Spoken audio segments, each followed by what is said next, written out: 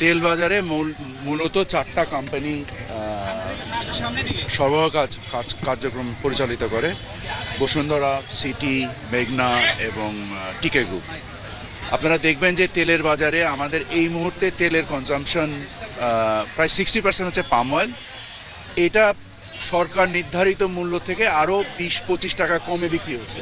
সেখানে কোনো সরবরাহের ঘাটতি নেই।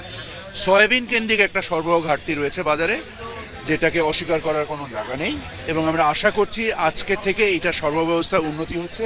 আমরা প্রতিষ্ঠানগুলোর সাথে কাজ করছি। আমাদের ভোক্তা অধিকার, আমাদের ট্যারিফ কমিশন এবং আমাদের বাণিজ্য মন্ত্রণালয়ের সচিব মহোদয়, ওনারা অ্যাক্টিভ যোগাযোগ রেখেছেন এই কোম্পানিগুলোর সাথে।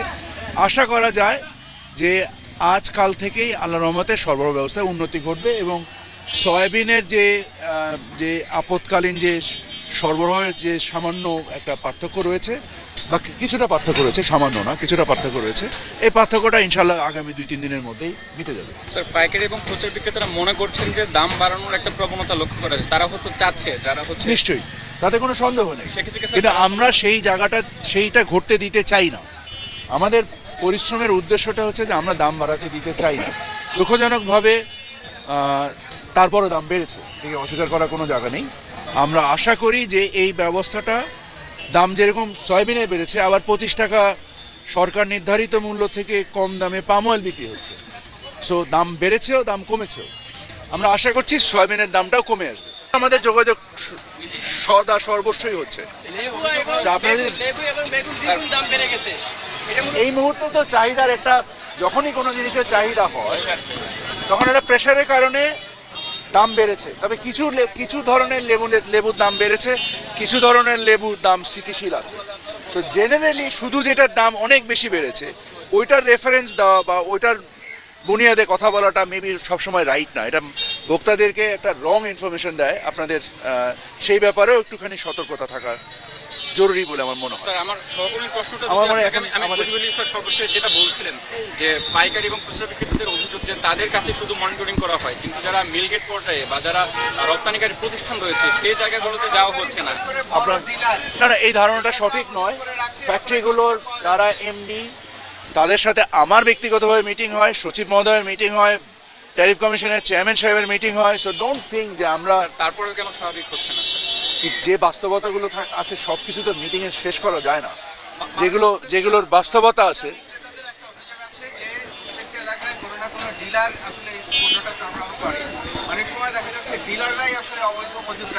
নিঃসন্দেহে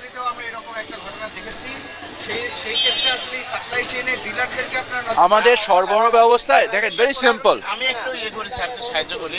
যেমন কালকে যখন আমরা কারণ বাজারে গিয়েছি, পরশু গিয়েছি, সেখানে খুচরা বিক্রেতাদের কাছে স্যার মজুদ দেখেছি এবং তাদের লুকানো তেল দেখেছি। ফলে খুচরা বিক্রেতাদের অভিযোগ করে আপনি যেটা বললেন, আমার মনে হয় এটা নিয়ে ভাববার অবকাশ আছে।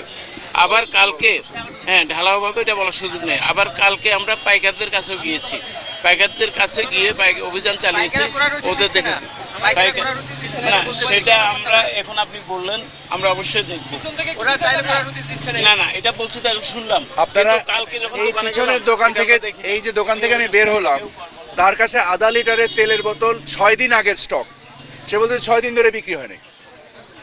এখন যদি মনে করেন কোনো একটা পার্টিকুলার 5 লিটার পাওয়া যাচ্ছে না অথবা 2 লিটার পাওয়া যাচ্ছে না, এইটাকে নিয়ে যদি একটা জেনারেল ক্রাইসিস বিল করেন, তাহলে হয় কি, এই কারণে একটা অযাচিত পরিমাণ একটা হতাশার রূপান্তর হয়।